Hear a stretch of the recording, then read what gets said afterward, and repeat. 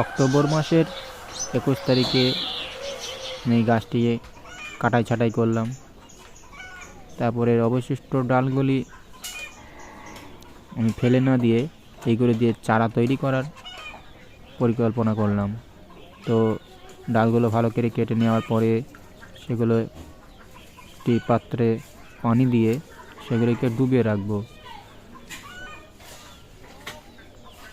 তো এই যে ডালগুলি, এইগুলো শিকড় হওয়ার চান্স বেশি থাকে, আর এই যে পাতা পাতা আছে ডালগুলো, ওইগুলো অত ভালো শিকড় হয় না।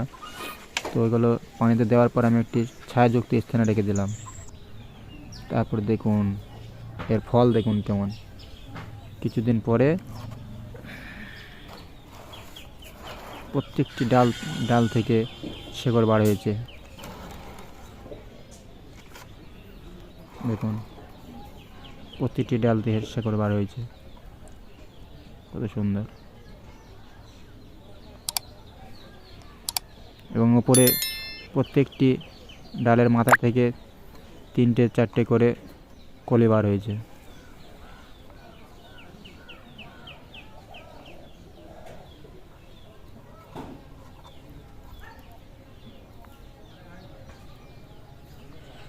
তো এগুলো আমি এখনো রিপোর্টিং করব না, কিছুদিন পর আরও রেখে দেবো, তারপরে এগুলো আবার মাটিতে প্রতিস্থাপন করব।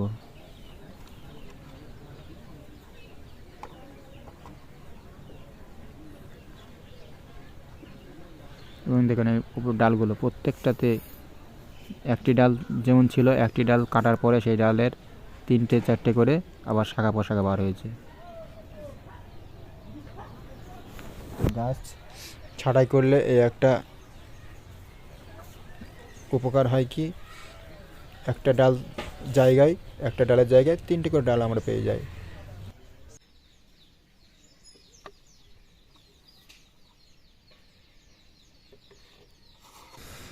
কিছুদিন রাখার পরে এটাকে আমি আবার প্রতিস্থাপন করার জন্য মাটিতে প্রতিস্থাপন করব। তাই যেহেতু শেকড় অনেক বড় বড় হয়ে গেছে, তো এইগুলোকে এবার আমি মাটিতে প্রতিস্থাপন করব।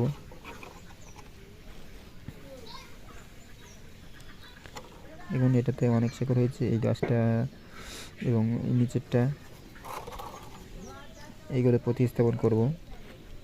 সর্বপ্রথম আমি নিয়ে নিয়েছি এখানে নিম খোল, তারপরে এটা হচ্ছে আপনার বালি, এটা ভার্মি কম্পোস্ট গোবর সার, এবং এটি সাধারণ গার্ডেন সয়েল। সব কটা একসঙ্গে মিলিয়ে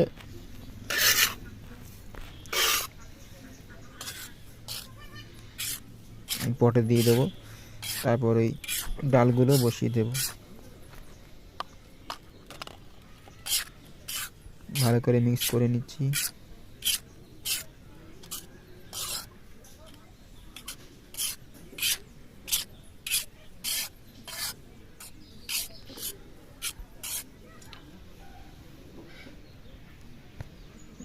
কেঁচোটা আমি রেখে দেবো, কারণ কেঁচো গাছের গোড়ায় থাকলে গাছের মাটিটা একটু উর্বর ভালো হয়। টবে এরকম ছিদ্র করা থাকতে হবে। এখানে আমি একটু কিছু খোলাম দিয়ে দিলাম, যাতে জলসেচটা ভালো হয়, পানিটা বার হয়ে যায়, ডাইরেক্ট মাটি গিয়ে যেন ছিদ্রটা বন্ধ না হয়ে যায়, সেই জন্য ওটা দিয়ে দেওয়া হলো।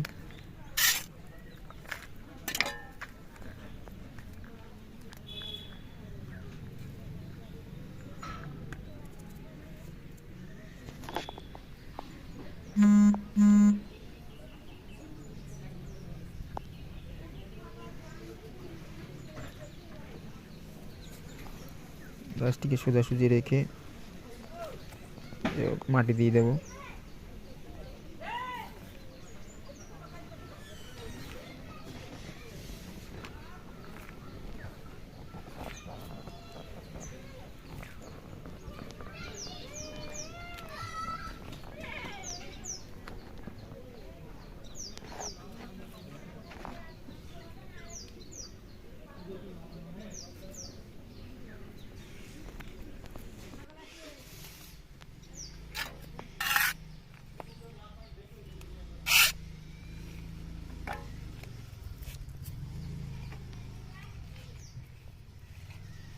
টব ভর্তি মাটি দেবো না, কিছুটা টবের অংশ খালি রাখবো যাতে করে পানি দেওয়া ভালো হয়, সুবিধা হয়, পানিটা একটু বেশি করে দেওয়া হয়।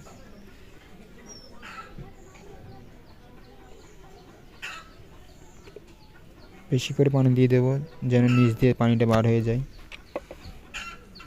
সব মাটি যেন ভিজে যায়।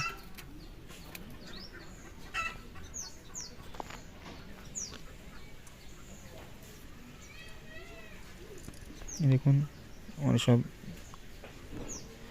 ডাল থেকে চারা তৈরি, এসব গাছগুলো সব ডাল থেকে তৈরি করেছি, সাদা জবা, লাল জবা সব ডাল থেকে তৈরি। তো আমার পরবর্তী ভিডিও দেখার জন্য চ্যানেলটি সাবস্ক্রাইব করে রাখুন।